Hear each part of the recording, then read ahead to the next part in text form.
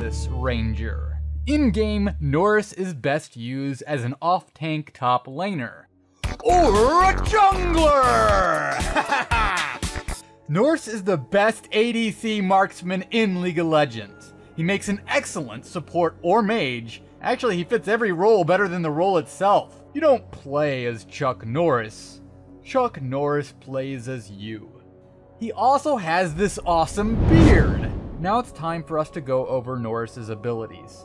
Chuck's passive is Chuck Norris. This automatically gives Norris double the passive of every enemy champion on the map. For example, if Janna is in play, who increases allied movement speed by 3%, Norris increases it by exactly double, so 33%. Or, instead of Kog'Maw exploding upon death, Norris will continue to do so until he respawns. But with all our test runs with Norris so far, we haven't yet died once, so you'll probably never see this in game. Norris's Q is Nunchucks. Norris throws his nunchucks with the greatest force known to mankind. The nunchucks stun the first enemy they hit and explode, dealing damage in a small radius. And then the nunchuck bounces back and forth between champions.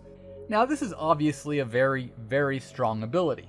So to make it a little more balanced, we have allowed enemy champions a way of canceling this ability at any time by taking advantage of the early surrender dialog box that will pop up on enemy champion screens when this ability is being used. Norris's W is Iron Will. It's a passive ability which increases his max HP by 50 for every enemy champion he slays, every minion he kills, every step he takes, and every in-game second that passes.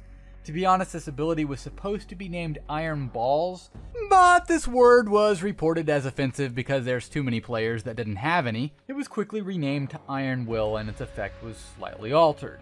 Norris's E, Body Slam. Norris slams his target with great power, kicking the summoner out of the game and forcing them to log back into the server.